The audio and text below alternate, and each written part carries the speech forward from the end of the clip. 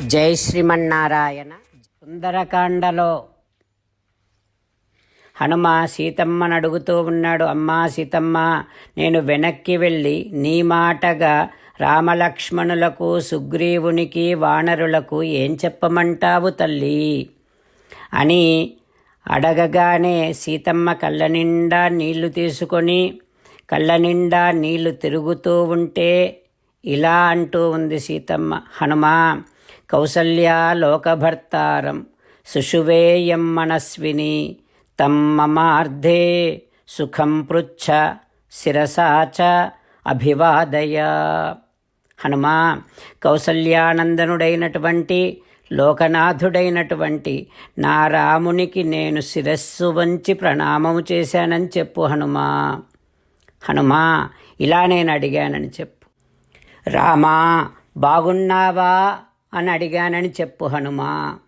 హనుమా, ఇక మా లక్ష్మణుడు సకల సంపదలను వదిలి వచ్చాడు. ఆ లక్ష్మణుడు ఊర్మిళను వదిలేసి వచ్చాడు. లక్ష్మణుడు అన్నతోనే ఉంటా అని అయోధ్యలో అందరినీ ఒప్పించి వచ్చాడు. ఆ లక్ష్మణుడు. లక్ష్మణునికి అన్న అంటే ప్రాణం, అన్న అంటే భక్తి. ఓ హనుమా, లక్ష్మణుడు సుఖాలన్నీ వదిలి భయంకరమైనటువంటి అడవిలోనికి అన్నతో ప్రవేశించాడు. అన్న కోసమని బ్రతుకుతున్నాడు. మా లక్ష్మణుడు చాలా మంచివాడు హనుమా. ఎవరి మనస్సు నొప్పించేవాడు కాడు లక్ష్మణుడు. నా రాముడే తండ్రి అని అనుకున్నాడు లక్ష్మణుడు. పితృవత్ వర్తతే రామే మాతృవత్ మాం సమాచరన్. నన్ను తల్లిలాగా ఆదరంగా చూసేవాడు లక్ష్మణుడు. ఓ హనుమా, లక్ష్మణుడు మితభాషి. తనకు చెప్పినటువంటి పని చక్కగా చేస్తాడు. నన్నెప్పుడూ బాధ పెట్టలేదు లక్ష్మణుడు. లక్ష్మణుడు ప్రక్కన ఉండటం వలన నా రామునికి మా మామగారు కూడా జ్ఞాపకం రారు. అంత బాగా లక్ష్మణుడు నా రాముడిని చూసుకుంటాడు. అట్లాంటి మా లక్ష్మణుణ్ణి అడిగానని చెప్పు హనుమా. ఓ లక్ష్మణ, బాగున్నావా అని మీ వదిన గారు అడిగారని చెప్పు హనుమా అంటూ సీతమ్మ కన్నీరు కారుస్తూ, హనుమా, ఏం చేస్తే నా దుఃఖాలు తొలగిపోతాయో అదే చెయ్యి. త్వమస్మిన్ కార్యనిర్యోగే ప్రమాణం హరిసత్తమ.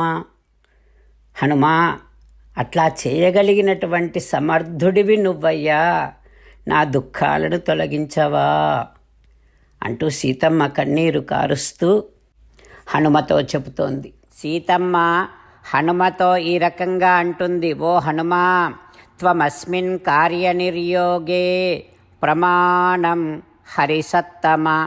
హనుమా, ఎట్లా చేస్తే నా దుఃఖము తొలగిపోతుందో అట్లా చెయ్యి.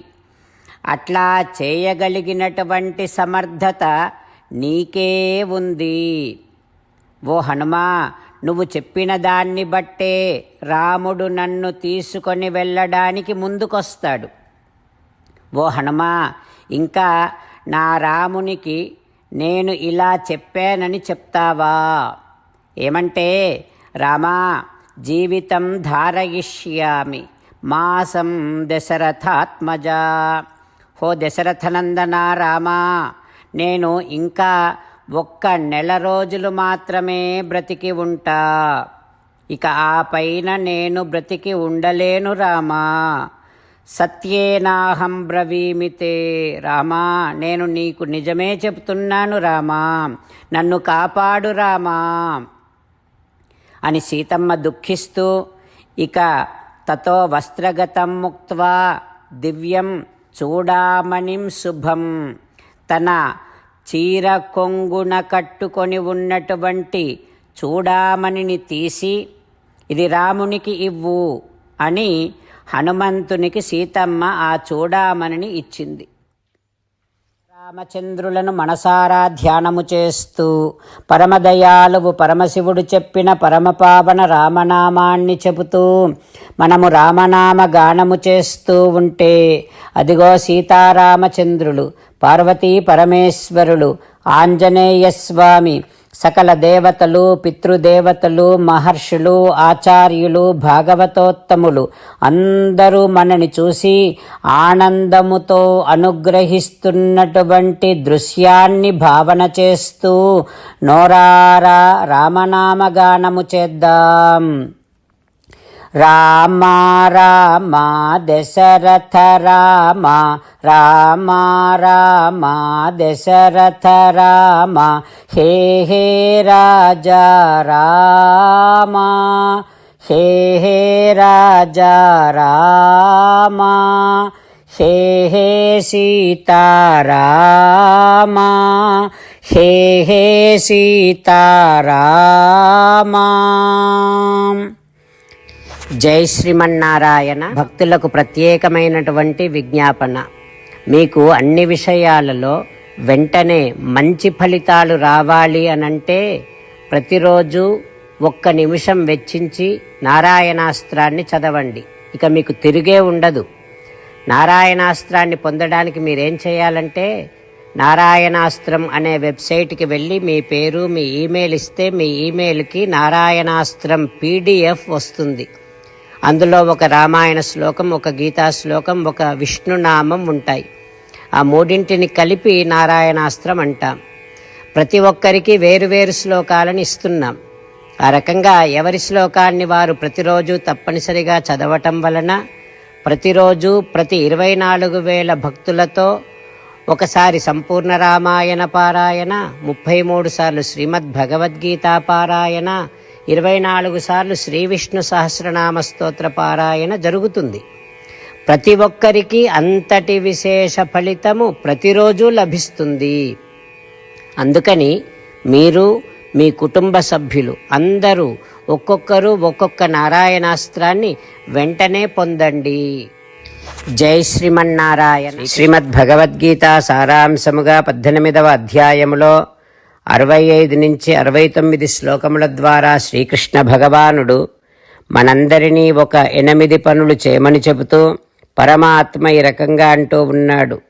ఎవరెవరైతే నేను చెప్పిన ఈ 8 పనులు చేస్తారో వారందరూ నాకు చాలా ఇష్టమైన వారవుతారు. అప్పుడు వారిని నేను సకల పాపముల నుండి, సకల దుఃఖముల నుండి విముక్తులను చేసి నా అంతటి వారిగా చేసుకుంటా, తరగని ఆనందాన్ని అనుభవింపచేస్తా. నిజమే చెబుతున్నా, ప్రమాణము చేసి చెబుతున్నా అంటూ సాక్షాత్తుగా దేవదేవుడైన శ్రీమన్నారాయణుడైన శ్రీకృష్ణ భగవానుడే మనను ఈ 8 పనులు చేయమని చెబుతూ ఉన్నాడు కనుక, హో శ్రీమన్నారాయణ, కరిష్యే వచనం తవ, తప్పకుండా చేస్తా, నువ్వు చెప్పినట్టే చేస్తా అంటూ మనం ప్రతిరోజు దేవదేవుడైన శ్రీమన్నారాయణుడికి ఈ రకంగా మాట ఇద్దాం. హో శ్రీమన్నారాయణ, నువ్వు చెప్పినట్టే నేను నిన్నే సంతతము ధ్యానము చేస్తూ ఉంటా.